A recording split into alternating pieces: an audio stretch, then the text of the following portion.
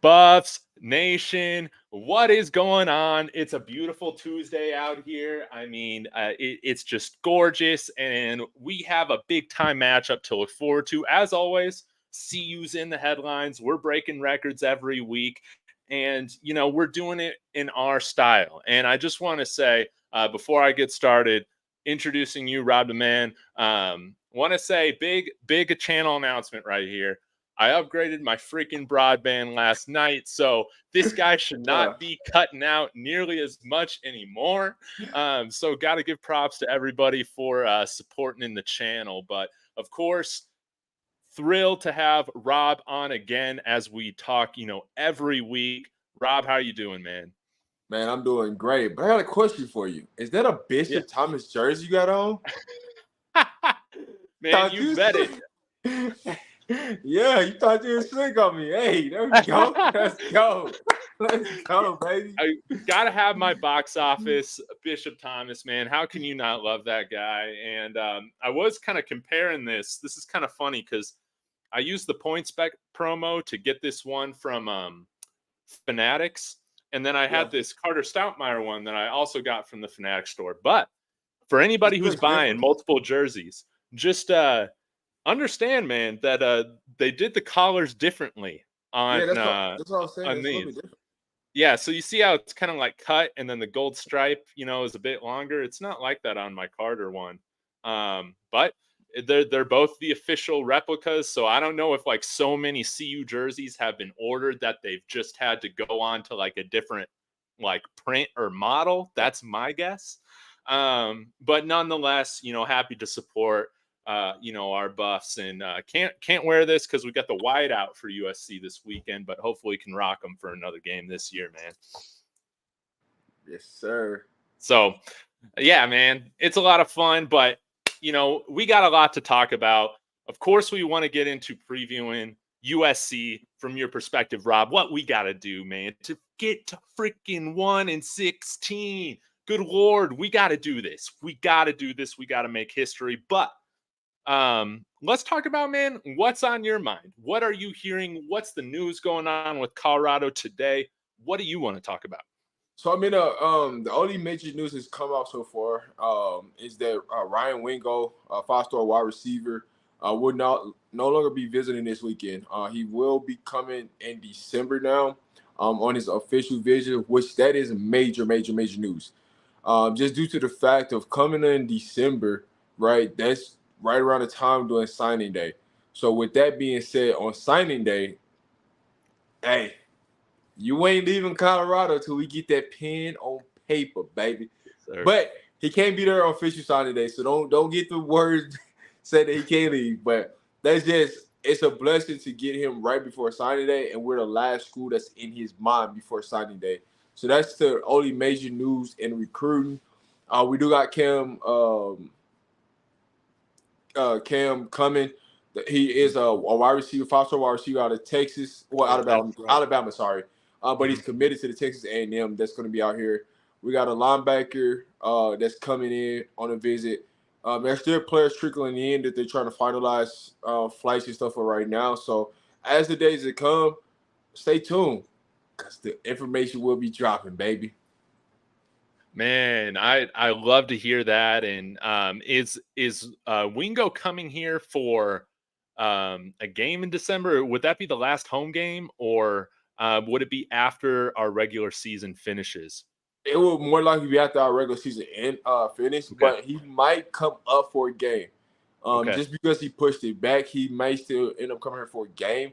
But as of right now, his plan is to make a decision in December and come up here in December. So if he comes up here before December and comes back in December, watch out. That's all I can say is watch out. Keep your eyes open. Stay tuned, baby. Yeah, man, I love it. Yeah, I think here soon, man. This is just my intuition, not based off of any sources or anything. But man, I feel like we might start getting some steam here on the recruiting front now that we've had some visits, and of course, some big visits coming this weekend as well, like you just alluded to. So, man, I'm excited, and heck, if the rumors are true and we're having Lil Wayne back, we're having LeBron James out here, this weekend, Matthew McConaughey. I mean, this Yeah. game is definitely going to break the ratings record that we seem to break every single week now. I mean, what, a little over 10 million against Oregon last week, and Yeah. I would imagine this game against USC, man, is going to be a lot of fun, man. What are you kind of expecting, or what are you hoping you see the Buffs adjust and change, man, to be able to throw USC off, man, and surprise them? So I would say this before I get into that. The list of people that's coming for this weekend is a lot more than what you expect. And I'm talking Okay. about the big time celebrities that are billionaires. Some of this is rumored, but when you actually see the list of expected people that are really supposed to be here, you're going to be surprised. But that's what happens when you play USC versus Colorado, right? You got the Coach Prime, but you got the legacy of USC, and so the styles going to clash, and we gonna find out, baby. But you definitely going to see a lot more people than you can expect. If you go into the game, you never know who's gonna pull up. Don't be surprised. You might see somebody walking next to you that might be famous. That's all I can tell you. Man, I love it. The atmosphere, man, should be pretty incredible too. Nebraska for the last home game, or I guess we had the CSU game, but for like an out of state opponent, the Nebraska travels pretty well. Not expecting many USC fans to make the trip out here for this, so I am expecting, man, a full on wide out supporting the Buffs on Yeah. Saturday, man. And I think it's going to be a game, man. Obviously, Caleb Williams is a ton of fun to watch if you've been able to stay up late to watch him play. With these late game starts, but he's slinging it around right now. Their schedule hasn't been great, but similar to Oregon, they've had some easy opponents, but they've taken care of business, averaging 55 points a game right now, and a little bit different of a style than Oregon. Oregon will take a lot of this stuff going east-west. USC kind of has the luxury where they're able to just rip off big play after big play. So it's definitely going to be a challenge for our defense. But, what are your thoughts right now going into what we can do, or who do you like to see step up in order for us to get this upset? I believe we're going to get the upset. Not no thinking in that situation. I do believe we will get the upset this weekend. And here's why. I think we will be able to run the ball. If you see USC all season, they will always leave you opportunity to stay in the game. Because they're so potent on offense, they will go 3-and-out at times. They will Mhm. be elusive with the ball at times. But what comes with that, right? The only thing as a DB is stay home with every wide receiver. Do not leave that wide receiver. Stay at home. Because when broken plays happen, when Caleb fumbles the ball, or he goes around, running around, dancing around in the backfield, he will throw that thing for a touchdown.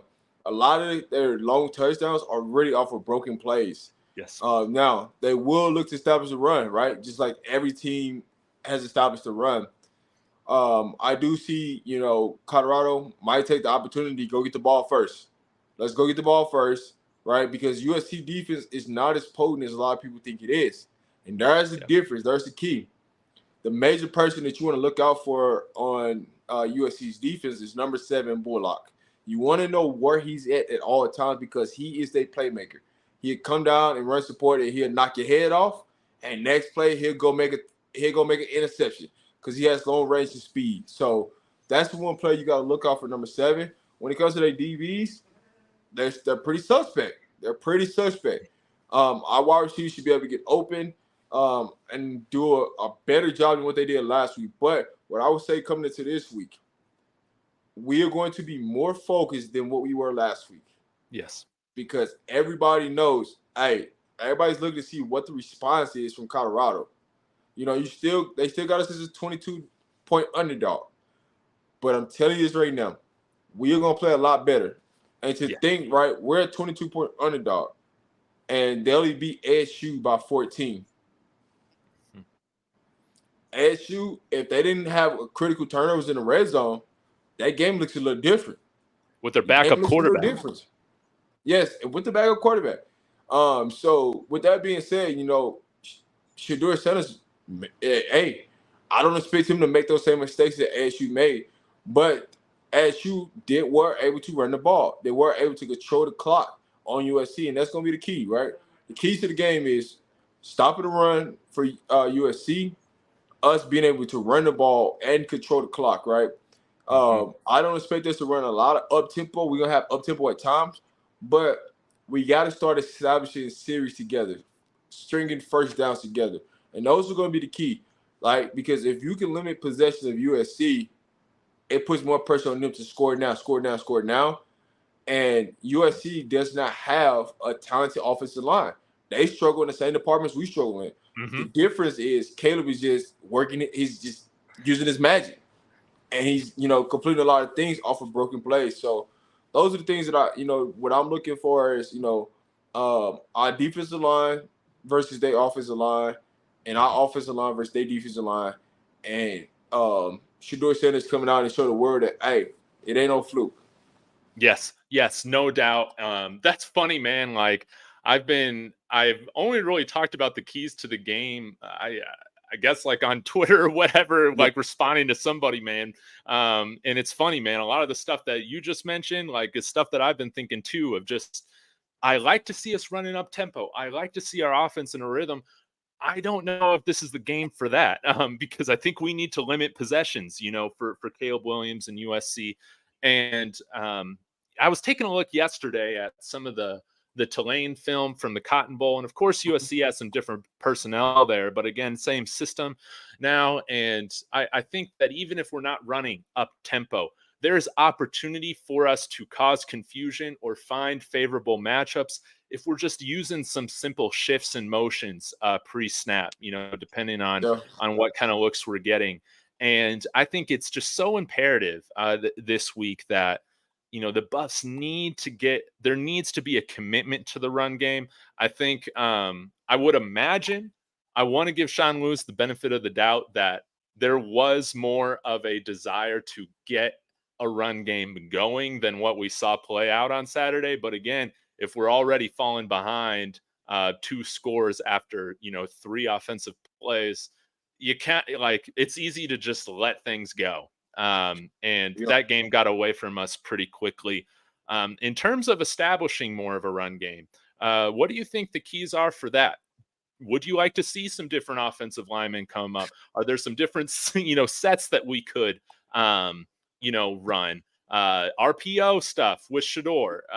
What are your thoughts? So I always say this: it's hard to run RPO if you ain't got no running game. It's just hard. But to that point, right? Yeah. I've been saying this on my channel for the last couple of days. I would love for them to go ahead and take out Big Tank and move Savion Washington to left tackle. He's used to play Okay. left tackle. They moved to right tackle. I would love to see that move happen. And then bring in a Jeremiah to play on the right side, or bring in a Reggie Young to play on the right side. And I think it will balance out the offensive line. Now that's not everything can be put on Big Tank, but Big Tank is the one who's giving up the most pressures. And we need to Mhm. protect Shedeur's backside, right? We fix covering up Shedeur's backside is going to make us a more productive offense. Yeah. I do think we need to pull more guards and our center and guards more in the running game to give us opportunity. Mhm.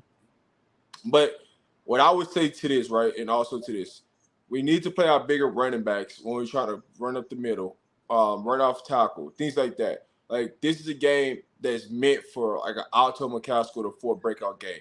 This game is meant for Savion Wilkerson to go crazy. This game is meant for a smoke, and use Dylan and Hagerson as our speed options, getting space option type of backs. But this is where you can really pound USC. USC is not really strong in the run game. Mhm. They do a similar thing that we do on defense with our defensive line. they jump into the wrong gaps at times, and they Yep. create bigger holes, and they allow you to break through and just feel on to that second and third level. So this is definitely a game. And one of the things I see with the bigger running backs is when they get hit, they going forward 1 or 2 yards. Mm-hmm. When Dylan Edwards and Henderson gets hit, they going backwards 1 or 2 yards. And so those are the things that we don't need, right? Even if we're getting 2 to 3, 4 yards in the run game, that's production, and that's what we need, right? Yes. You need for them to think that, hey, they're gonna try to come run the ball, and then now you can run an RPO. Now you can get Dylan in space. I would, and one of the things I would love to see is Sean Lewis be more versatile and move Dylan Edwards around in offense, move Yeah. Xavier Weaver in the offense, move Javon Antonio around in the offense, move a Jimmy Horn, right? Put Jimmy Horn and Dylan back there in the backfield at the same time, and make the defense have to react. Because I'm gonna tell you this, USC is gonna put number 1 brace all over the field. So why not, do different things, move your players around, get creative to get your players the ball in space. And I think those things will happen. Just because we gotta get first downs, right? I'll say this. We get up to 20 to 28 first downs this game, we win this game. Okay. That's Mark it down. Number. 20 to 20 between 20 to 28 first downs this game against USC, we win this game. Awesome. I love that. And man, I think you're right. This game is meant for our bigger running backs. Again, who knows why, Alto was playing in the 4th and not the 1st, but I want to see so much more of him this week. I want to see more of Smoke, like you just hit on. Like USC, they have, and I'm wondering if it's like an Alex Grinch thing where these guys are like constantly, jumping into the wrong positions, that are just leaving open, even bigger holes to run through. You even saw Arizona State's back, Scadaboo. I mean, he's not a big guy, that little guy, number 4. And, he was breaking multiple tackles, running for like, a 50-yard touchdown, doing this or that.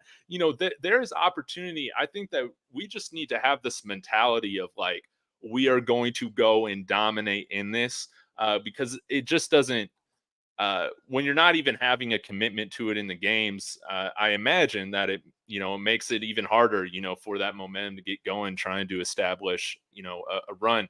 I'm curious. Oh, go ahead. No, I was going to say, to your point, there's going to be adjustment on the offensive line. Whether you want to or not, what the adjustment going to be, there's going to be adjustment to that line. Coach Prime, hinted at it, but I don't think a lot of people paid attention to the press conference today. But if you watch the press conference today, you've seen Coach Prime talk about it. There's going to be a change. Okay, break that down, because I didn't listen to the press conference yet. So Coach Prime wanted to, somebody asked him a question about the offensive line, and things that we need to do, and he pretty much was like, "Hey man, everybody's on evaluation. We got to keep 2 upright." And so when you look at those type of things, there's going to be some type of adjustment. Somebody on the offensive line is going to change because everybody's under evaluation. And Coach Prime cannot have his son getting hit like that. You're absolutely right. And I would like to see some change with the guards. Again, I feel like the left side of the line, like you've said, especially this past weekend, was a big liability. So whether we're changing the tackle position, changing out left guard, we got bigger guys, right now than Jack Bailey, that we can line up there at guard. Again, this is something that I would just love to see, because granted, he was at right guard, but Jack Wiltie had a good game against TCU, and we haven't seen him since. And I don't think it's a coincidence. You could take out Bailey, and you could take out Landon Beebe, and you could put in Wiltie, Reggie Young, Jeremiah McChrist. Like, we have bigger bodies on that's just sitting there. And it's like, hey, if these guys not getting it done, just go put the big boys in and let's run football. Let's get the big boys in and let's run downhill. But those are the things that happen. It's when is enough, right? And it's just like, you know what the message of today. How many times are you gonna get tired of seeing Shador or picking Shador off the ground? How many Yes. times defensive linemen are we gonna allow teams to just run us up the gut? How many times? Who wants to step up and take that chance? What do you fear? Like what is the fear of? Right? Who wants to step up and get that key interception? Who wants to be that playmaker? Right? We hear everybody complain about playing time, but who wants to step up and be the man? Yes. Yes. Yes, we need to see that step up, and those guys step up specifically, man. We got to see it on the offensive line, whoever is in there. Like you said, man, Kareem Harden, I think, is 315 pounds. And I know he's coming over from JUCO, so maybe it's taken a little bit for him to get up to speed. But again, man, we got more strength and athleticism on this offensive line, and that's encouraging to hear that we should expect to see some shifts because I think there's been some comments here about like, Lewis has had the same game plan, yada yada yada, and that is fair. That is fair.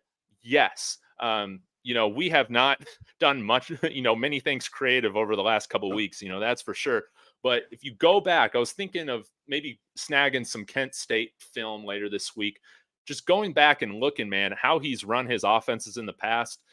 There has been a commitment to the run. I know that it's in him. Why that hasn't happened, I guess only people in that room will know.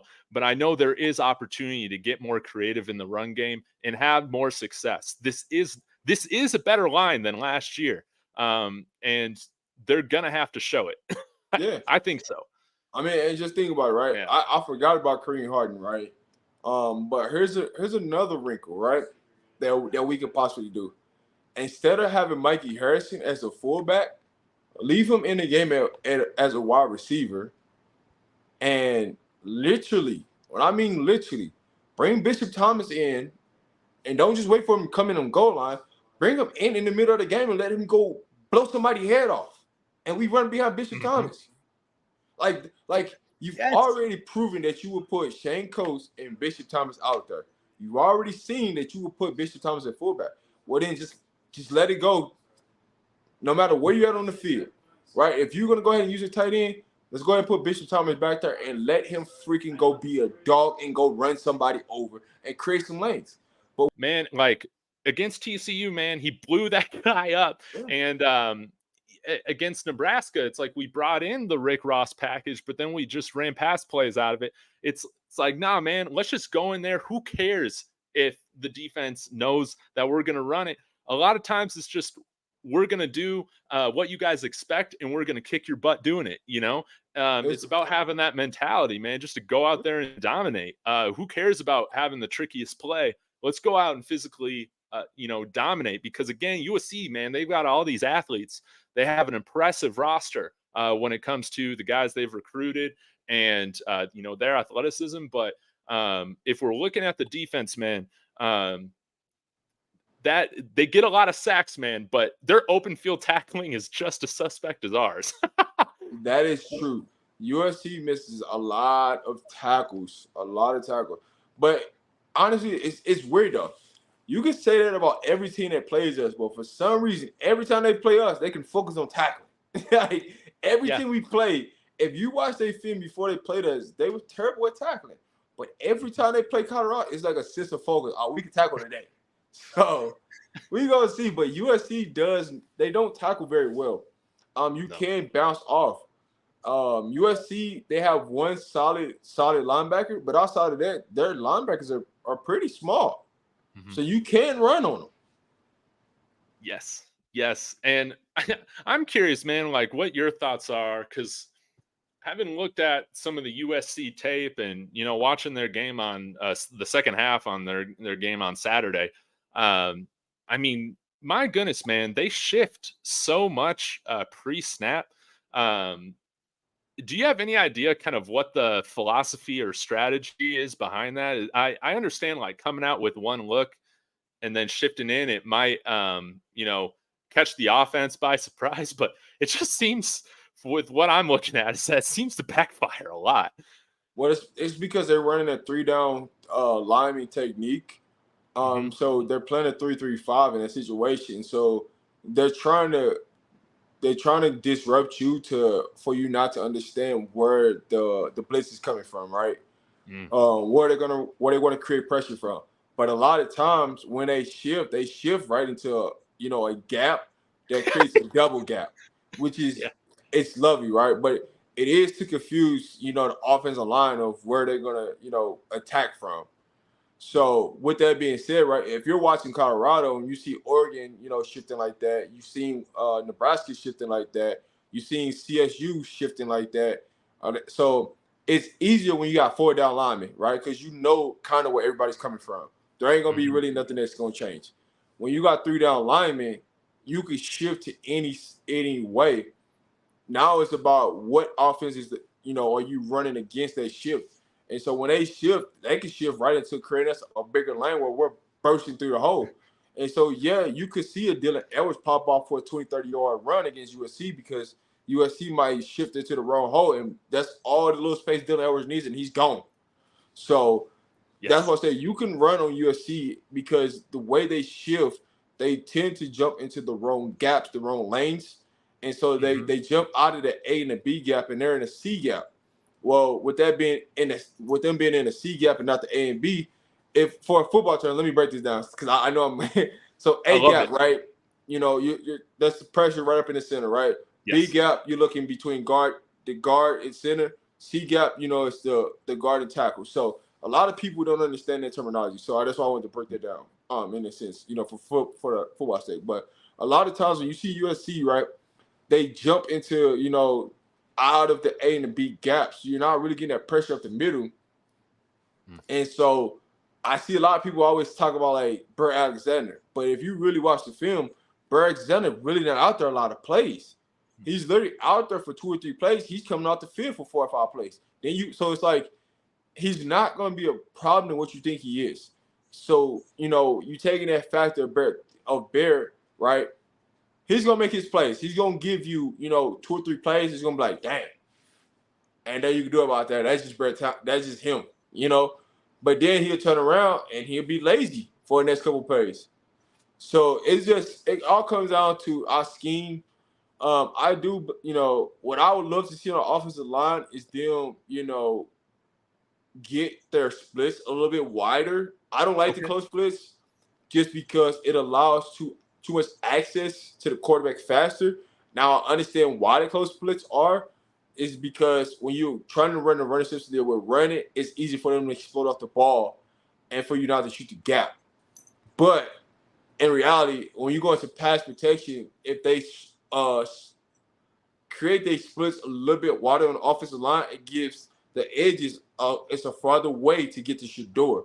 It's a longer way around to the quarterback. So Yeah, that's a great point, man. Yeah, because I was watching my friend Ryan from Sports Chat 503 from Oregon. He did just a little film session, just breaking down, some of their best plays on Saturday. And you bring that up, man. I mean, yeah, with having these closer splits, Oregon, especially, man, it only took a second, man. And sometimes, yeah, man, the whole pocket had collapsed. You're yeah. I absolutely mean, right. there was plays where like Tank was getting bullied in the backfield. He was in Shador's face before Shador even took 3 steps back. It's like that dude. That cannot happen. Yeah, Like at some point in his offensive line, you gotta have some type of pride, man. And yeah, like you gotta have some type of nastiness, some type of dog in you, right? That just gotta happen. So it's like, what do we need to do to help Tank be successful, right? Is that chip blocks? Is that and some of those things, right? I get the point of why Sean Lewis don't keep the extra back there, or don't keep extra another tight end, because now you're taking more people out of the passing game. Now that's yeah. giving people opportunity to double, the top receivers, things like that. So it makes sense, but there's also counteracting things that we can do, you Yes. know, and that's what people don't understand. Yeah, I I would like to see some more of that too because I think with yeah, if we have even I've kind of like wanted to see this man is like even if we just have another offensive lineman sometimes like run up, at line up as a tight end just to provide that extra protection for Shador because we're still like if we can just give the man some time, man, I think our receivers, man, should be able to get open, man, even if they're dropping a lot back. I think we got enough speed and agility to get it done. Or even just having time to, hit that hot route or, that guy coming out of the backfield real quick. I think that I guess USC, man, might be a little bit different because they do have, athletes everywhere. But we don't need like a ton of space for our guys to be able to make plays. They got a lot of speed. But let's go ahead and check out this super chat here from Lawrence. Let's go. $10, man. Robbed a man with well, what's the deal with Smoke? I saw a vlog where the person was advocating Cormani should leave. What? And maybe he just isn't a fit, especially with Coach Prime philosophy as an ex-player. What do you see? We were wondering if this was going to come up. Let's hear it. All right, so let's get into Cormani first. I'm gonna get into Cormani, then I'm gonna come back to Smoke. Cool. When it pertains to Cormani, I've been saying this from day one. When you come in as a freshman, you're going to take a big leap, right? And it comes with maturity. With that being said, the things that you have to get adjusted to at the college level versus high school level, right? High school level, you can go out there and you can just be an athlete. You don't have to study film. You don't have to do anything like that. Your natural ability is just going to take over. When you get to college, you have to study the playbook. You have to show up to meetings on time. You have to be disciplined in your technique because those things will get you burnt. And so I've been saying this. I said, and I told people, I said this before. I said, the reason why Cormani is not playing is because he's not doing everything that he needs to do to prepare to play. And people thought I was crazy. They're like, he's a 5-star. He should be playing. He need to come and sit on the bench. But you're not realizing because I play collegiate football, so I understand how Cormani's probably thinking, like, man, listen, I'm a dog. I can go out there and I can prove the world that I know what I'm doing. But you can't do that in this type of system. You got to study. And I know for a fact, when I was in college and they tracked us and how many minutes of when we watched film, you got to know the technology is better now. And I've been out of college football for almost like 9 to 10 years now. So these coaches ain't stupid. These coaches ain't idiots. But I said this from day one. Coach Prime will go back and he sees who's watching film and who's not. So when people ask, well, why is this player on the field and why this player ain't on the field? It's because Coach Prime, all he did was he pulled up and seen who was watching film and who wasn't. So that's a really a key answer to why certain players that's better talented that sit on the bench that should be playing, there's an answer. And it wasn't just a Cormani answer to that. It was an overall answer to why you don't see certain people on the field that is better than some of the people that started. Because they don't want to do the proper things that they need to do to be successful. And what that means is you're not studying the playbook or you're late to meetings or you don't understand what the scheme is that we're talking about for the week. That's all it is. When you start to understand those things, everything else is going to work out. Because Coach Prime always looks at it like this. If you ain't studying your playbook and you ain't putting time in film, how can I trust you to be on that field? Mm-hmm. Mm-hmm. No doubt. And go ahead. Go ahead. I was just going to say, again, man, like, I'm not trying to make excuses, but just like approach it from like remembering how stupid I was as an 18-year-old. And then again, these guys have different expectations than, I had just going into college, just being somebody that needed to take care of his schoolwork, right, and work a part-time job. But I mean, sometimes it can just take a while, man, to get into the groove, to understand and start developing that muscle memory of what is expected to prepare every week. 18 years old, moving to a brand new place that is significantly different than Florida. This isn't something particularly just to Cormani, but this pertains to a lot of people leaving their home for the first time, man. It can just yeah, it can just be a lot, even if you're surrounded by teammates and friends. I remember my first, semester or two away in college, a 20-hour drive away from where I grew up. You just get homesick, man. It can be a difficult transition. Put on top of that everything you need to be doing to prepare for college football at the highest level. Sometimes it's just a little slower process than immediately week one. Yeah, and to add on to your point, right? I see people keep saying Kamani's gonna transfer, things like that. Do you think it's really gonna be different if he go to another big time school like Ohio State, Alabama, Georgia? You think they're gonna let him get away with something like that? It's Yeah. not gonna happen. Some schools will allow a player to do that, but at the end of the day, if you keep making the same mistakes, it's because you ain't going back and watching your own self because you don't want to be critical of your own self. That's what it really is. And Yeah. so I know when I was a freshman, right? I remember my mindset was, man, football, partying, females. You know what I'm saying? Like that was my mindset. Because it's like you're a football player, so it's like you getting all this attention. Any girl just come up to you on campus and be like, "What's up?" You know what I'm saying? So it's like, so I remember like what I went through because I'm like, hey, but Kamani is more of a person that, he's an introvert. So he stays to himself. He's very private, he stays to himself. So he don't really have that factor.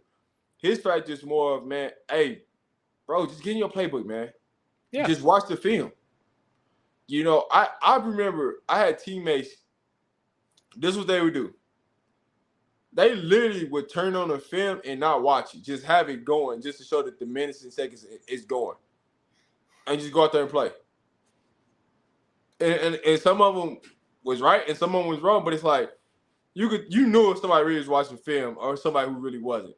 But as a freshman, those things happen, man. And so we got to get out this notion of, well, he just got on campus. Man, listen, it comes down to this. It's either will or skill. Kamani got the skill, so it's a will issue. You can't say, oh, he's been on 3 months. We're playing games now. If you're still doing the same thing and we playing games now, you don't want to be on the field. That's just what it is. Yeah. And we got to give, again, I don't think we're giving up on him or anything like that. I think that's a total overreaction. Sometimes it just takes discipline and accountability a little while for it to, create the then change in results that you need.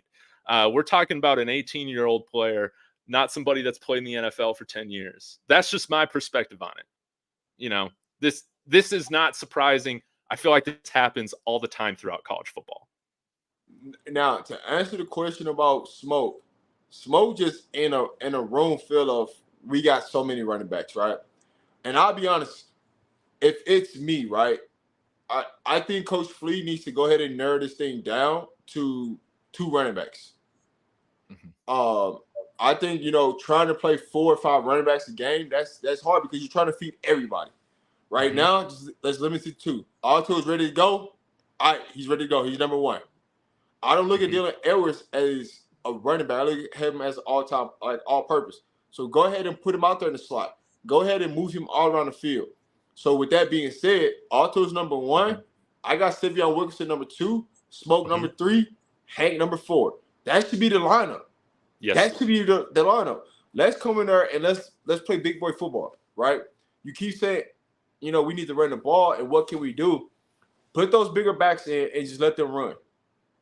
Yes. Because a lot of these times, our running backs, when Dylan and Hankerson get in, it's literally first contact, they going down. They're not even breaking through off the first contact. Well, if you put some of these bigger backs in, they're going to run through them, and they're going to make first contact. You can see it every time Stevion Wilkinson comes into the game. What happened? The offense gets to moving because he's getting 4 or 5 yards at the pop. Or he'll break off 10 yards, and then they're taking right back out the game. And it's like, why, man? He's moving the chains. That's the back we need in the game. But we're trying to keep everybody happy. an odd man that's out of the situation is Smoke. Which Yeah. now coming into this week with everybody under evaluation, I do believe that you're gonna see more Alto this week. Because him coming in that fourth quarter, that was just about confidence, building his confidence and show, hey man, I'm back. My knee is right. You see me with the jump cuts. You see I can go get it. Right? Even though it's against some backup players, you got to see him in action and start to build his confidence. And that's what the main thing was about. Facts. Man, and I've been seeing some of the comments too about like, hey, well, we got guys like Carr Steinmeier or Dylan playing too, and here's the thing. I mean, sometimes like people just grow at different paces. Dylan was here in January. Carter was here the entire summer. And again, I think that there is a natural. We have to look at Cormani as Cormani, not through the lens of Travis Hunter. And I feel like that's where a lot of fans are doing when it comes to him. Nobody is Travis Hunter. That man was preparing and playing like a professional well before he started his time at Jackson State.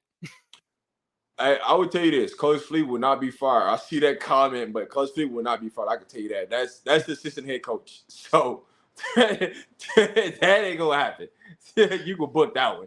But I would just say, right, if you're going to come out and make a statement and say, "Hey, we need to play two running backs," then make that happen, right? If you want to, don't come out and make a statement and then play 4 running backs, because now what you said ain't true. Right. And I agree upon, trying to get everybody in and out, but we really got to make this to, hey, let's get 2 running backs in there and let's get them going. Stop with all the nonsense. Let's get the right 2 running backs in there and sprinkle in a Dylan Edwards, right? Because everybody keying on Dylan Edwards. So now run Dylan Edwards off of jet sweep and counter on the backside with Alto. Counter on the backside with Savion Wilkinson. This don't take common sense, right? Anybody can think about this, right? But what are we doing, right, to make this happen?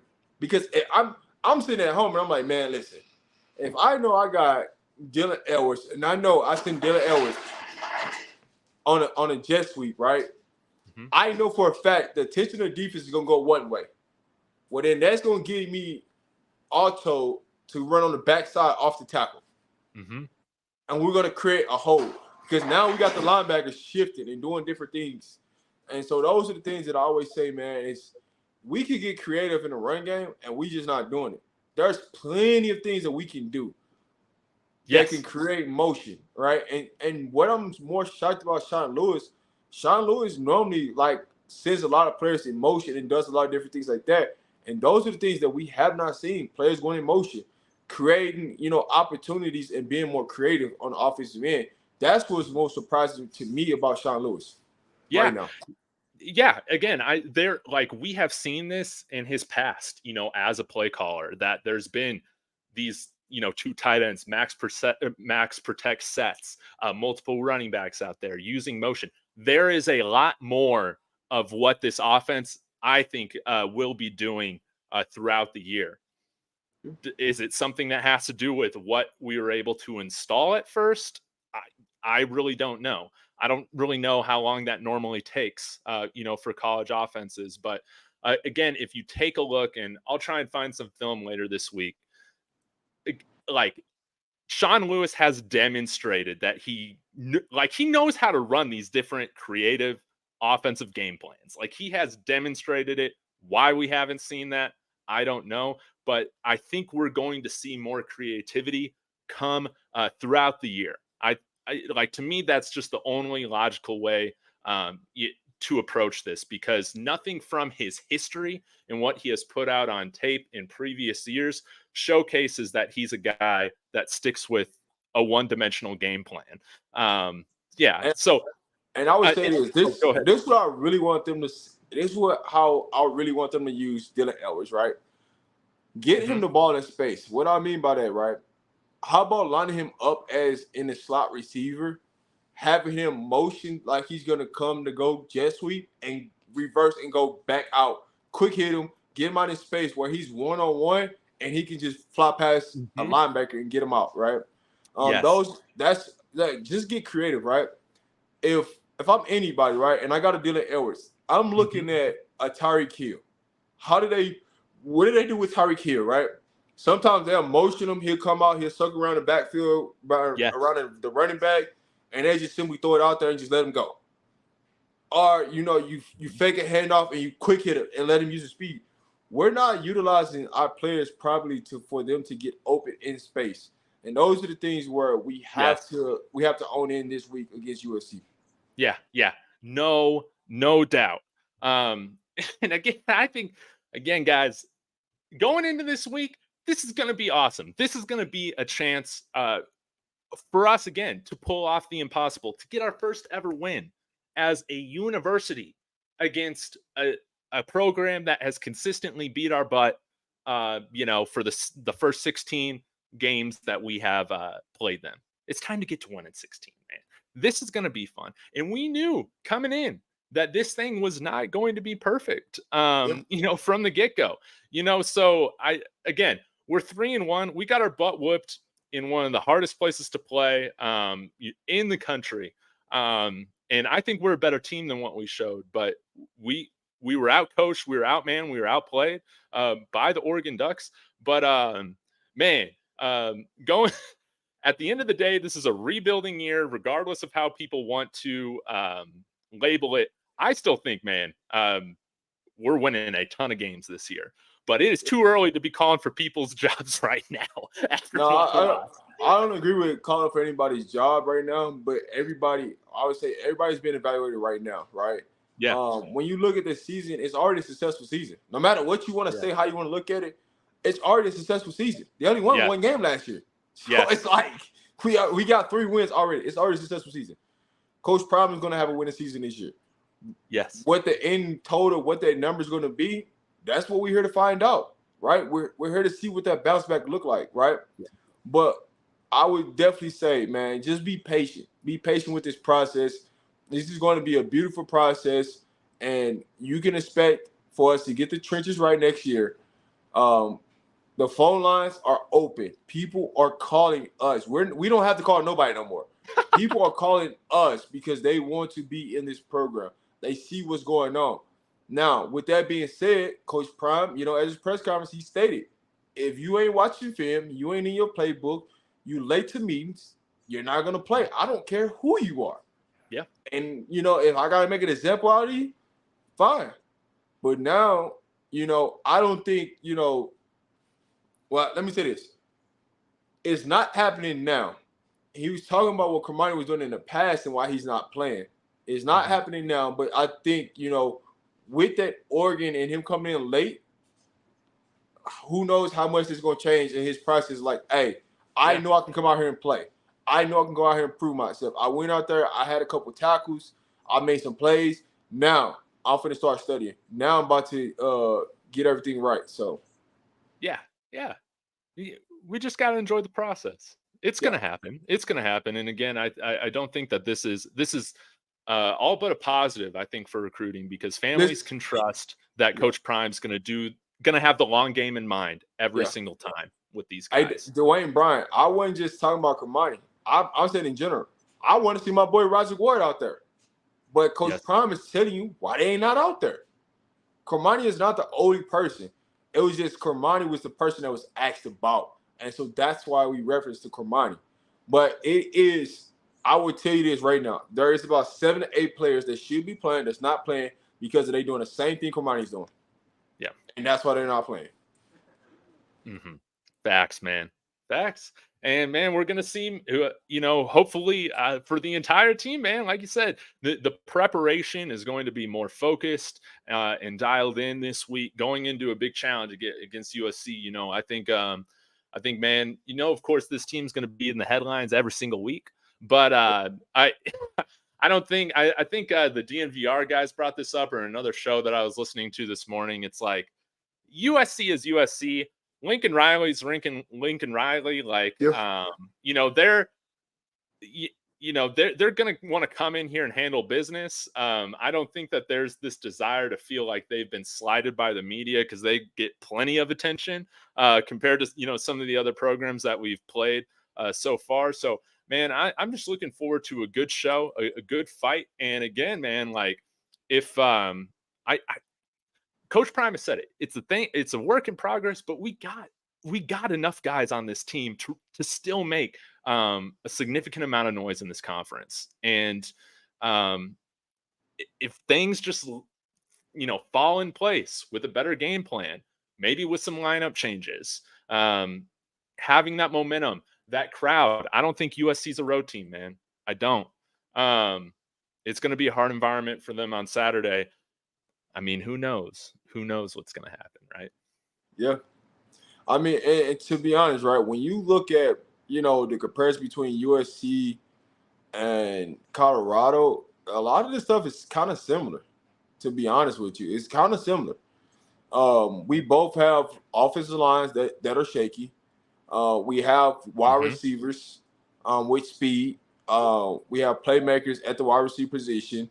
We got playmakers at the running back. They got playmakers at the running back. When you look at their defensive line is not consistent. Our defensive line is not consistent.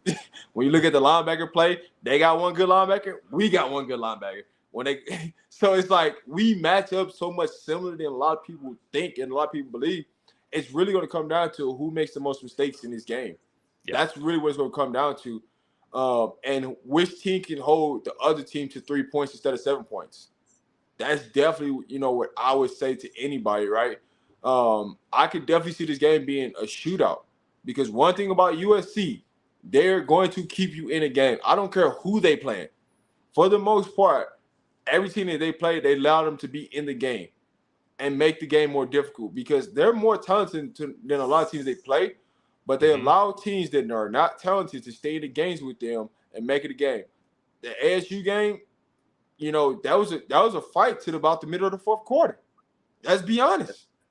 The first game of the season, it was a dogfight for half of that game. Yes. And so yes, USC could pull out at the end, but let's be honest. Who has really pushed USC to the deep end this season? ASU for like 3 quarters. And I'll tell you another thing.